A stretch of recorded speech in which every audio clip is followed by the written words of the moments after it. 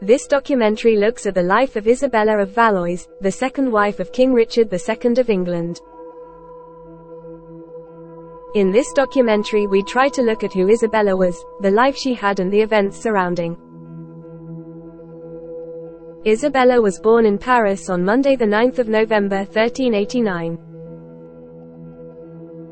Her father was King Charles VI of France, who had also been known as Charles the Beloved or Charles the Mad.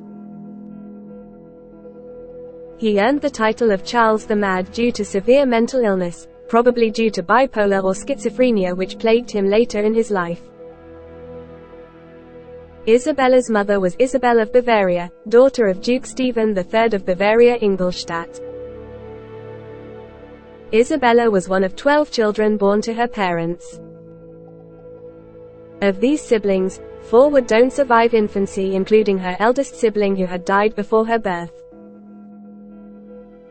Although being the eldest surviving child, she would not go on to inherit the French throne due to laws of inheritance.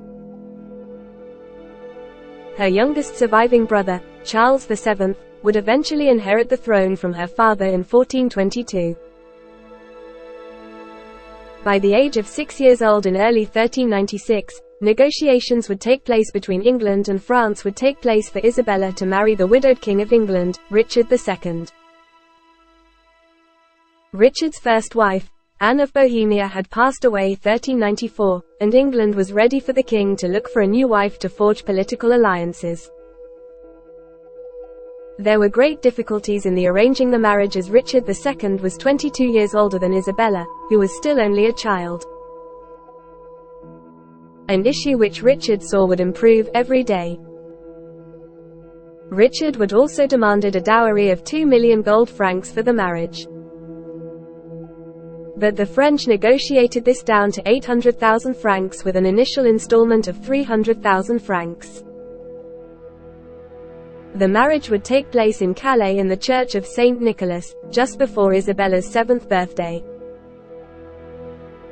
There is some contradiction of the actual date of the ceremony, with some sources stating it as the Monday 31st October 1396 and others as the Friday 4th of November of the same year.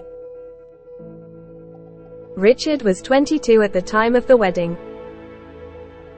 Also at this time, 5 of Isabella's siblings, including the future king, had not been born. Due to laws in both countries, it was agreed that the marriage could not be consummated until Isabella's 12th birthday.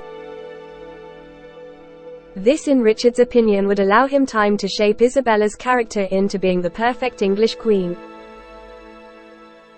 Also, it would enable England and France to renew a strong pact during a time of peace during the bloody 100 Years' War between the two nations. Isabella apparently told the English representatives that she was happy to become Queen of England as she knew this would turn her into an important and great lady. Directly after the wedding, Isabella would travel to England with her new husband, Richard. She would have her own court set up for her at her new residence at Windsor Castle in Berkshire. Due to her young age, she would also need a governess as well as chief lady-in-waiting, which would become a combined role for her.